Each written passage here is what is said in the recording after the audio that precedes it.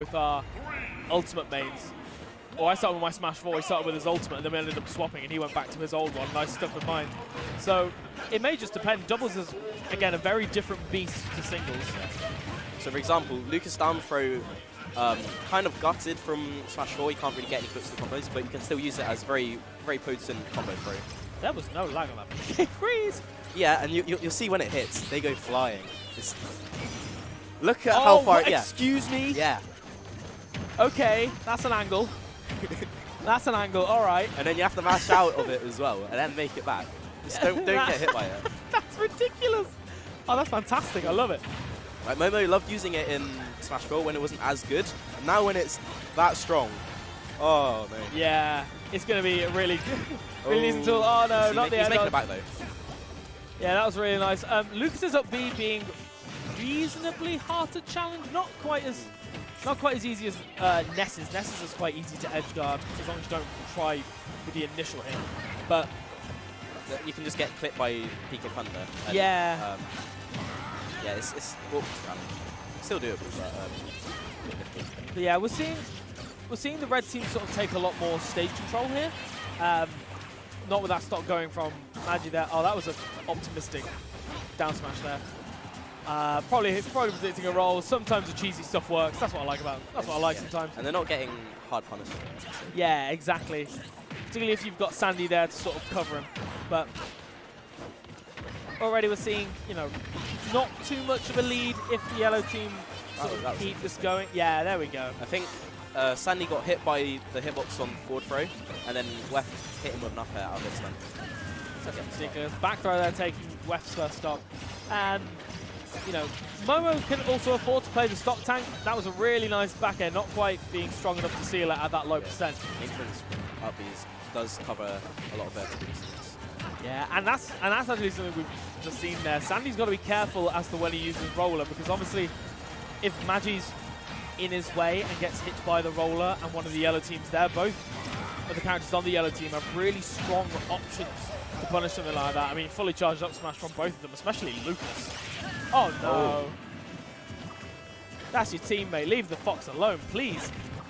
This is just a poor. Ah, and there goes Momo. This is, you go, again, like, not too much in it. Both of these are very... Yellow team still have a lead. Yeah. Yeah, surprising. You know, particularly if Wef takes this stock from Sandy. Yeah. We're going to be all right. But again, you know, edge guarding is a really prominent feature in this game. Not so much in doubles when... It's like stage control is generally more important than doubles, just because you can 2v1 the other teammate when you send one off stage. Yeah, absolutely. It's sort of generally more about stage control. Yeah, yeah, I'd say definitely more about stage control. Obviously, edge guard when you can, and it's going to be interesting to see sort of the prevalence of edge guarding in singles and that stage control and doubles sort of come together and sort of see how prominent it does become. Particularly with all of these characters have relatively. Maybe linear is the wrong word, but predictable recoveries. They all go in very similar, you know, very easy to read trajectories. That's the word I'm looking for. Again, you can see there, Wef's tech. He's used to this. Yeah, you've got to be, if you're going to try and recover low as a Fox main, you've got to be ready to tech at any point. I think at this. That was unfortunate up smash. Yeah, I think maybe Wef underestimated how long the animation took. Also, Magi would have had grab armor as well, so even if he hit that up, even if he got that up smash in range, I don't think it would have done anything to Magi. And unfortunately, took Momo's stock. Now this is just a test of how good red team can do a 2v1, because although they got the stock advantage, both Momo's and red team are at kill percent.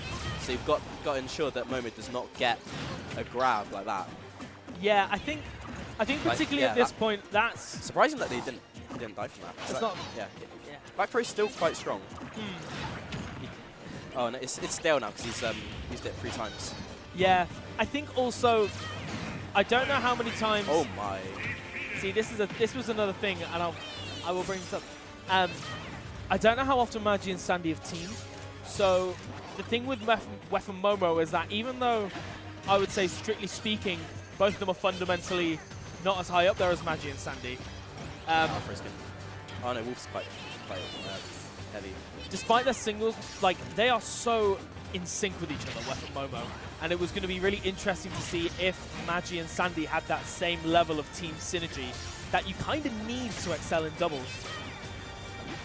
But that didn't really happen because Sandy lost his stock fairly early on. And this is looking kind of grim for Magi. I think that was it. Yeah, that was very nice 2v1 from Momo Ari. Not the most difficult 2v1 I imagine he's ever had to do, but yeah, he was able to. All of his grabs just worked. You can't, when you're kill percent versus Lucas, you can't be letting him get away with that. Yeah, and I think that's the hard thing. There's probably that mind game of he's in a 2v1, so he's not going to grab. Yeah, and then Momo's like, I'll just grab. Yeah, they don't think I'm going to grab, so yoink. So yeah, really, really nice stuff from the two of them. I think it was just unfortunate that Sandy lost his stock so early on in the 2v1.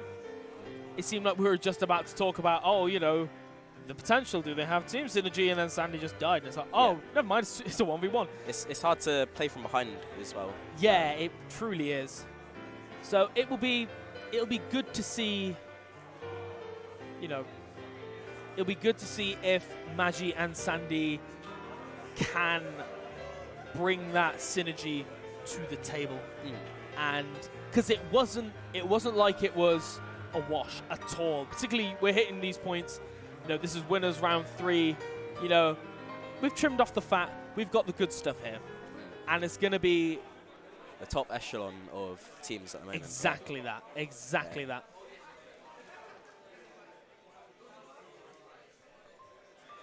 What do you think would be a good stage for Magi and Sandy to go to? 'Cause they've got a lot of choice. I don't know if they would want more space, less space. Yeah, this is the thing. Given they're both playing two characters I'm not too familiar with, I'm honestly not sure to the answer to that question. I think maybe at this point, particularly this early on, they may be not thinking so much what stage is good for us, but more what stage is bad for them. That's true, yeah. Potentially considering that, you know, Fox is going to want those triplats. What's happened with... I don't know. Nah, okay, Wef's controller is back. Is he going to stick with the Fox? Yeah, there it is. Tried and true. Wef also has a link. Oh? Or he had it in Smash 4. Yeah, he had it in Smash 4. Had a bit in Smash 4, but I don't think that's continuing. Yeah, I mean, you never know. You never know. But again, you know, all 4 of these players are so fundamentally solid that a lot of characters that they're even just vaguely familiar with, I think they could find success with. Ooh, oh my good goodness. Angle. That was really nice. We were talking about this earlier, you know, how prominent is edge guarding going to be in doubles? And I think... You can secure a quick game like that. It's very beneficial. But yeah. Fox still able to make it back.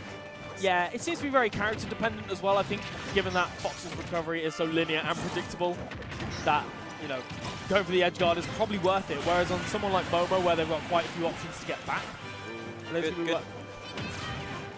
good shift of momentum. So red team just secured 2 stocks very quickly, and now stadium's a very wide stage, so they can make use of stage control and like kind of just like cornering. Yeah, I see what you mean. I mean, I was singing the praise of the yellow team, and then they both lost their stock. I was a bit, oh, that's a shame here. You can see they are just really beginning to run away from it. Even Wef's second stock is looking in danger right now. But they have got some nice stage control going on. Oh, Magi's going for this edge guard. I really like that up B angle. I think he was either going to catch Momo with it, or Momo was going to catch him with it and let him recover. Yeah, the momentum's really in red team's favor now, because yeah, another stock from Wef just got wiped out. Yeah, and at this point now, you can see what Magi's going for is that, particularly with Momo on such low percent, they can start going for really risky edge guards, even if the stock goes down with them. They can trade stocks at this point because they're so far ahead. You know, 2 stocks ahead, in fact.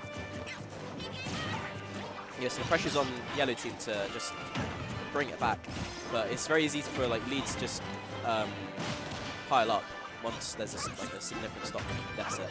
Yeah, and you can see them sort of slowing down a little bit. That was another spec. Yeah, just some madness on the end. Yeah, constant fighting going on the edge. Very, very similar to like the, the pit fights that you'd have on this stage of Melee. Coincidentally enough. Look at him go. See you later, PK freeze. It's what mad. on earth?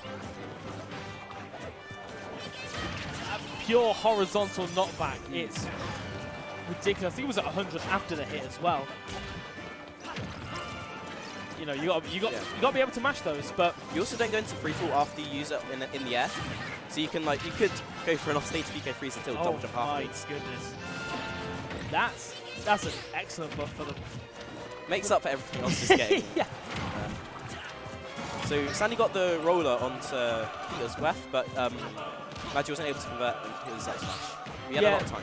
Yeah. I mean, it's a nice thing about roller is that the fact that your teammate can take advantage of it. So it means that even if there are going to be so many mixes of oh my! He covered he converted one of the linking hits of up B into the actual hit. It's very weird. I really liked the dash attack coming out from Momo there after he down threw Sandy, because Magi was clearly going to go in to try an edge guard and he just dash attacked, saying otherwise. Oh, that was, excuse me, okay. I thought I got the mistake mixed up. Makes sense. I can't talk today. Okay, now this is where it gets dicey. We're going to see, Sandy with the new main in the Inkling against the tried and true wefferino Fox, one of the strongest Foxes in the UK. Certainly a Smash 4, and it's probably still true to this day. He's still got that very scary advantage today. He's got the movements very, very scary too.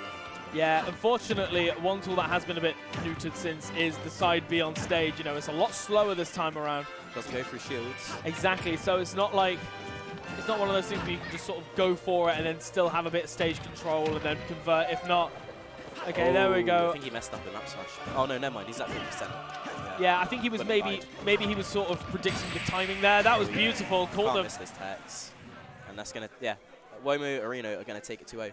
Really solid, just really solid stuff. Both players on the yellow team showing that both singles and doubles fundamentals just down to a T.